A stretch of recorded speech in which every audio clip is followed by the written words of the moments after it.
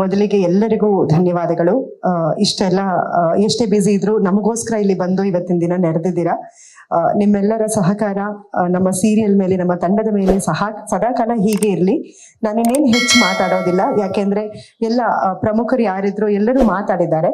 ನನ್ನ ಪಾತ್ರದ ಬಗ್ಗೆ ಹೇಳಬೇಕು ಅಂದ್ರೆ, ನನ್ನ ಪಾತ್ರ ಗಿರಿಜಾ ಅಂತ.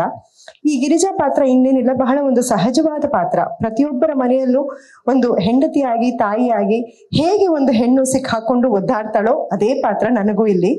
ಮುಖ್ಯವಾಗಿ ಪ್ರತಿಯೊಂದು ಸೀರಿಯಲ್ನಲ್ಲೂ ನೀವು ಈಗಾಗಲೇ ನೋಡಿರ್ತೀರಿ, ಒಂದು ಮೊನೋಟನಸ್ ಆಗಿ ಹೋಗ್ತಾ ಇರತ್ತೆ ಕಥೆಗಳು.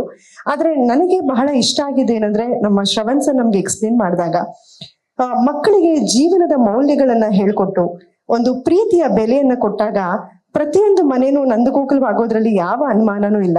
ಅದೇ ರೀತಿ ಈ ನಮ್ಮ ಕಥೆಯಲ್ಲೂ ಕೂಡ ಒಬ್ಬ ತಂದೆಯಾಗಿ ನಂದಕುಮಾರ ಹೇಗೆ ತನ್ನ ಕುಟುಂಬವನ್ನ ರಕ್ಷಣೆ ಮಾಡೋದಕ್ಕೆ ಆ ಮೌಲ್ಯಗಳನ್ನ ಕೊಟ್ಟು ಒಂದು ಅರ್ಥಗರ್ಭಿತವಾದಂತಹ ಜೀವನವನ್ನ ಮಾಡೋದು ಹೇಗೆ ಅಂತ ಹೇಳ್ಕೊಡೋದಕ್ಕೆ ಎಷ್ಟು ಪರಿಶ್ರಮ ಪಡ್ತಾರೆ, ಎಷ್ಟು ಶ್ರಮ ಪಡ್ತಾರೆ.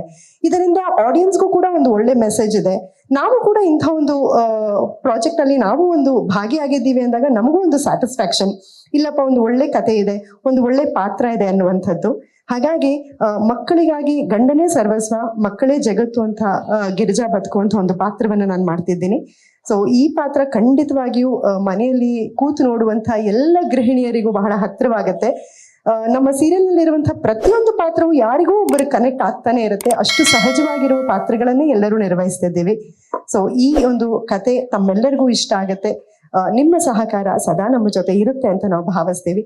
Thank you so much. Latest ಹಾಗೂ ಇಂಟ್ರೆಸ್ಟಿಂಗ್ ಸುದ್ದಿಗಳಿಗಾಗಿ ಬಾಸ್ ಟಿವಿ ಕನ್ನಡ ಚಾನೆಲ್ನ ಸಬ್ಸ್ಕ್ರೈಬ್ ಮಾಡಿ, ಹಾಗೆಯೇ ಬೆಲ್ ಐಕಾನ್ ಪ್ರೆಸ್ ಮಾಡಿ. ಇದರ ಜೊತೆಗೆ ಫೇಸ್ಬುಕ್, ಇನ್ಸ್ಟಾಗ್ರಾಮ್, ಎಕ್ಸ್ ನಲ್ಲೂ ಮಿಸ್ ಮಾಡದೆ ಫಾಲೋ ಮಾಡಿ.